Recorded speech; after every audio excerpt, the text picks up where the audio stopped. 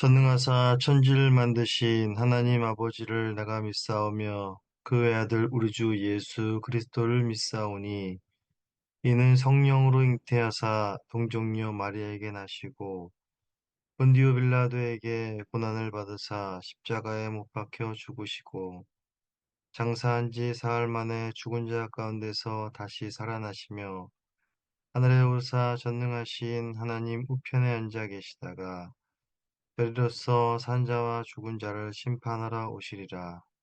성령을 믿사오며 거룩한 공예와 성도가 서로 교통하는 것과 죄를 사하여 주시는 것과 몸이 다시 사는 것과 영원히 사는 것을 믿사옵나이다. 아멘.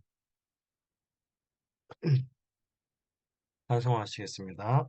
찬송은 366장, 통일 찬송가는 485장, 366장 어두운 내 눈 밝히사 366장 1절과 2절을 찬송하시겠습니다. 1절과 2절 366장을 찬송하시겠습니다. 찬송합니다.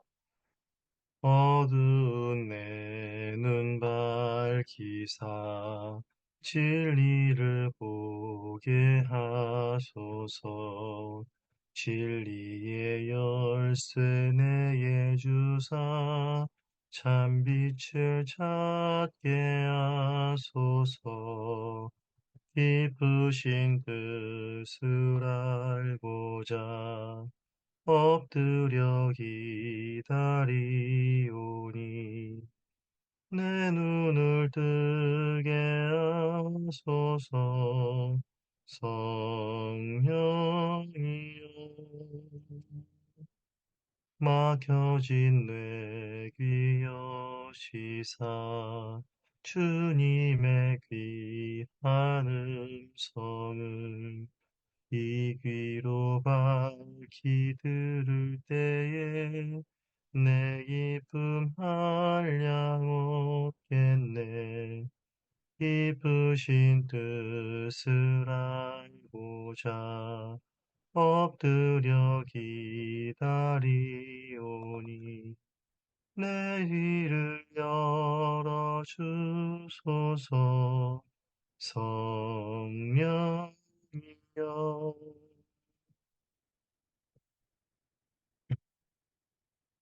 하나님 말씀 모시겠습니다.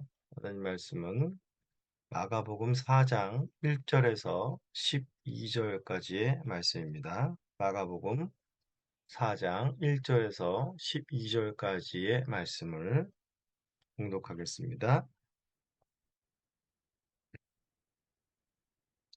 예수께서 다시 바닷가에서 가르치시니 큰 무리가 모여들거늘 예수께서 바다에 떠 있는 배에 올라 앉으시고 온 무리가 바닷가 육지에 있더라. 이에 예수께서 여러 가지를 비유로 가르치시니 그 가르치시는 중에 그들에게 이르시되 들으라.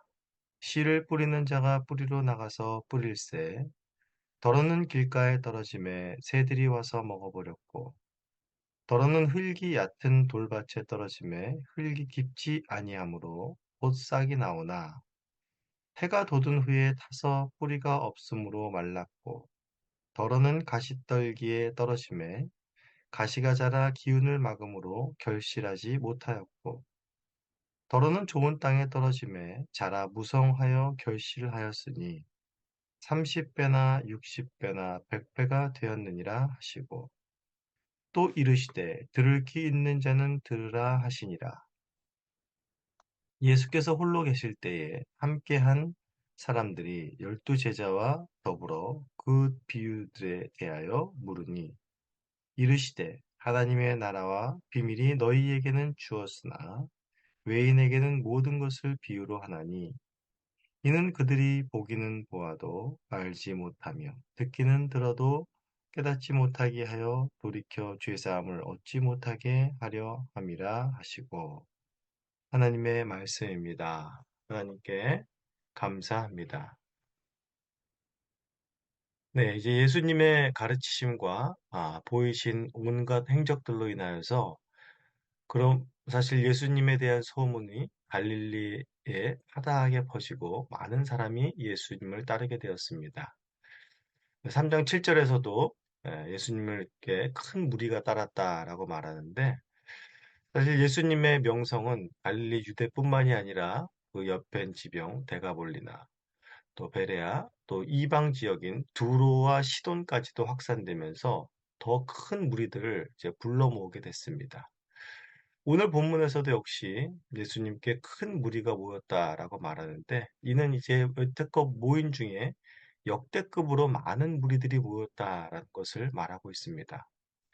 그야말로 예수님의 명성이 하늘을 찌를 듯 하는 것이고 수한 사람들이 예수님을 필요로 하고 간절히 원하고 있다라는 것을 보여주는 것입니다.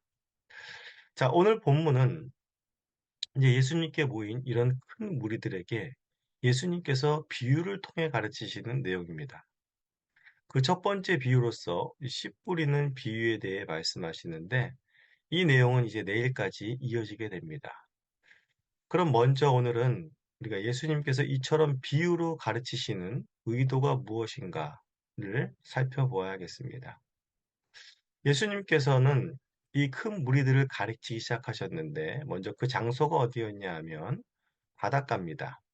1절에서는 다시 바닷가에서 가르치셨다라고 말함으로써 어, 다시 바닷가에서 가르치셨다라고 말씀하십니다. 여기서 바닷가는 우리가 알고 있듯이 갈릴리 호수를 가리키는 것입니다. 예수님은 갈릴리 바닷가에서 자주 말씀을 전하셨는데 이는 어떤 장소가 뭐 시원하고 탁 트여서 그런 이유가 아니라 어업을 많이 하던 갈릴리 사람들의 삶의 현장을 직접 찾아다니면서 하나님 예수님께서는 복음을 전하신 것임을 나타내고 있습니다. 본래 유대 선생들 같은 경우는 회당이나 성전에서 가르치지 바닷가나 또 사람들의 생업의 현장, 삶의 현장 속을 찾아가 가르치지는 않았습니다. 더군다나 명성이 있고 권위가 있을수록 사람들이 찾아오지 그 선생이 직접 찾아 가르치는 경우는 극히 드문 것입니다. 오늘날도 유명한 부흥사나 유명한 목사님은 좋은 장소에 초청을 받아 가거나 자신이 있는 곳으로 사람들이 모이지 초청하지도 않은 삶의 현장에 찾아가서 직접 그 현장에서 가르치시는 경우는 거의 없을 것입니다.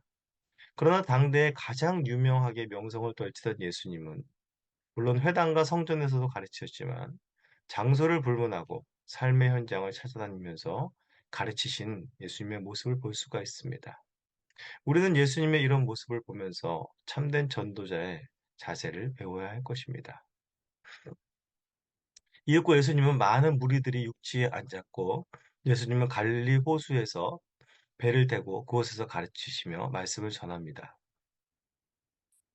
예수님께서는 2절, 3절에서 비유로 가르치시며 각별히 이 말씀을 들으라 라고 명하십니다. 그리고 비유의 말씀을 하시고 나서도 9절에서 동일하게 귀 있는 자들은 들으라 라고 말씀하십니다. 다들 귀가 있으면 들을 텐데 굳이 들으라 말씀하시는 이유가 무엇이겠습니까? 이것은 단순한 말 같지만 의미가 굉장히 깊습니다. 우리가 흔히 말하듯이 너희들 집중해라, 중요한 얘기한다 라는 정도의 말이 아닙니다. 지금 하시는 비유의 말씀은 귀가 있어도 아무리 집중하고 들어도 결코 너희들 스스로의 힘으로는 깨달아질 수 있는 말씀이 아니라는 사실을 강조하고 있는 것입니다. 사실 예수님의 말씀을 가장 주의 깊게 귀 기울여 들었던 자들은 누굽니까? 바로 제자들이겠죠. 물론 가장 가까이에서 제자들이 듣고 예수님의 말씀에 귀를 기울일 건 맞습니다. 그러나 어쩌면 그들보다 더 자세히 예수님의 말씀을 들은 자들은 바로 종교 지도자들이었습니다.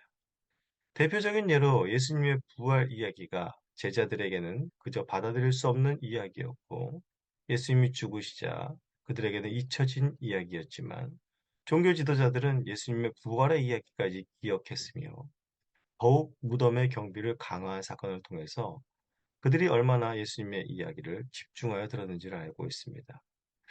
집중하고 기억한 것으로만 치면 종교 지도자들이 더 귀를 기울였다라고 해도 과언은 아닐 것입니다. 하지만 이들의 의도는 우리가 알듯이 악한 의도였지요. 우리가 누군가를 책잡고 흠을 잡고 비난하려 하면 얼마나 그 사람에 대해서 세밀하게 조사하고 파악하고 파헤칩니까? 바로 종교 지도자들이 이런 의도였던 것입니다. 그렇다면 예수님께서 비유의 말씀을 잘 들어라는 이유가 또 비유로 말씀하시는 이유가 무엇인지 그 의도가 바로 10절에서 12절에 명확하게 말씀해 주고 계십니다. 제자들도 예수님께서 갑자기 비유로 말씀하신 데에 대해서 의문을 갖고 예수님께 나와 여쭙습니다. 그에 대해서 예수님께서 말씀하시지요. 이 비유는 먼저 하나님의 나라에 대한 비밀이 담겨 있다라고 말씀하십니다. 그런데 이 비밀을 다 알 수 있는 것은 아니다. 너희에게는 깨달을 수 있는 은혜가 주어졌지만 외인에게는 아니다. 라고 말씀하십니다. 모인 수많은 사람들이 있었지만 이 비유를 누구나 다 듣고 깨닫지 못한다는 것이 바로 이 비유를 통해 밝히고 싶은 예수님의 의도인 것입니다. 이 비유를 통해서 바로 두 부류의 사람들이 나누어지게 된다는 것을 알게 되는 것이지요. 자, 그렇다면 누가 깨달을 수 있는 자들이고 누가 깨닫지 못하는 자들이겠습니까? 11절에서 너희에게는 주셨다 하고 있는데 이 너희는 바로 예수님과 함께한 자들, 그리고 제자들, 이런 자들처럼 예수님을 진심으로 따르며 그분을 의지하는 자들, 난 그분밖에는 없는 가란 마음과 상한 심령을 가진 자들일 것입니다. 더욱이 중요한 것은 예수님께서 은혜를 베풀어 깨닫게 해주시는 자들이 바로 깨닫게 되는 것이고 하나님 나라를 알게 되는 것입니다. 그러나 들어도 깨닫지 못하는 외인은 누구겠습니까? 바로 위에서 말하고 있는 우리 어제 본문 속에서 말한 것들과 같이 바로 종교 지도자들이 그 대표적인 예입니다. 어제 본문에서 나온 예루살렘에서 파견된 석인과 같은 자들, 이들은 모두 예수님의 말씀을 귀담아 듣고 철저히 분석한 자들이었으나 그 마음이 예수님을 향한 적개심과 저항을 가진 자들이었습니다. 또한 자신의 문제의 해결사로만 예수님을 찾는 자들. 바로 이런 자들은 귀가 있어도 듣지 못하는 자나 다름이 없는 것이었습니다. 예수님께서 비유로 말씀하심은 바로 이런 자들에게 보기는 보아도 알지 못하며 듣기는 들어도 깨닫지 못하게 하여 돌이켜 죄사함을 얻지 못하게 하시려는 의도가 있다는 것을 말씀하고 계신 것입니다. 이것을 자칫 우리가 잘못 이해하게 되면 외인들도 듣고 돌이켜 깨달을 수 있는데 예수님께서 일부러 비유를 통해 그리 하지 못하도록 막으셨다. 그러니 그들이 깨닫지 못하는 것에 예수님의 책임도 있지 않느냐. 예수님이 사람을 편애하시는 것이 아니냐라고 생각할 수가 있습니다. 그러나 이 말씀은 이사야 6장의 말씀을 인용한 것으로서 그 핵심의 의미가 같습니다.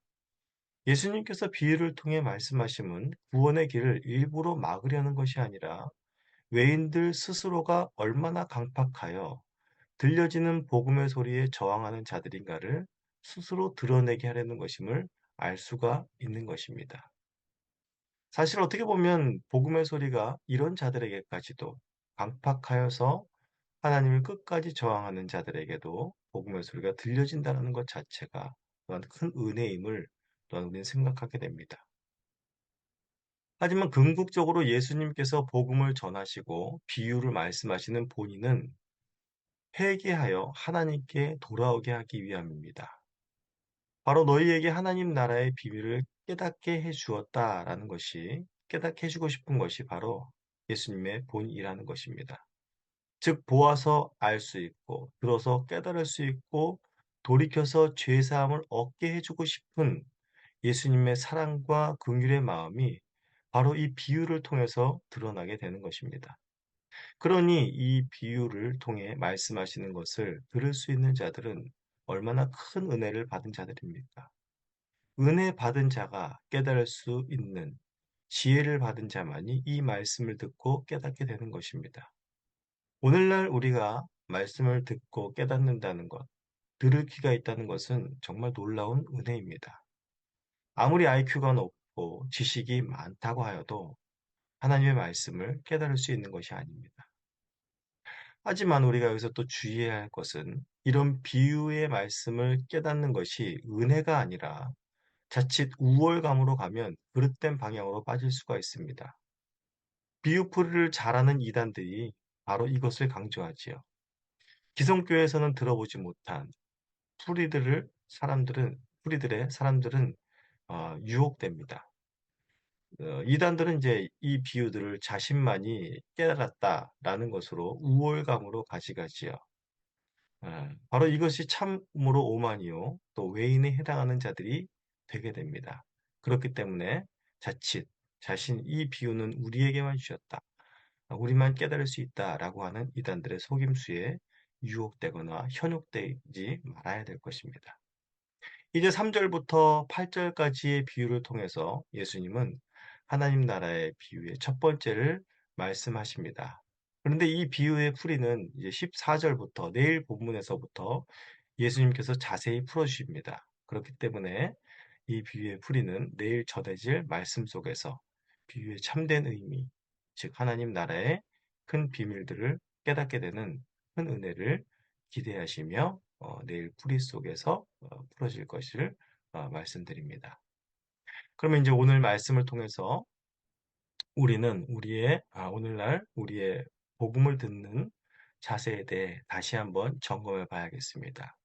그 복음이 내 귀에 들려지고 깨달아지는 것이 얼마나 큰 복인지를 오늘 이 아침에 다시 한번 우리는 생각해야겠습니다. 예수님의 비유의 말씀의 의미를 깨닫고자 하는 마음으로 예수님께 여쭌 제자들처럼 또 사도행전 17장 11절에서 베레아 사람들처럼 간절한 마음으로 말씀을 받고 이것이 과연 그러한가 하여서 날마다 성경을 상고하고 하는 복된 모습이 바로 오늘도 우리 안에 있기를 간절히 소원합니다. 이 시간 기도하시겠습니다.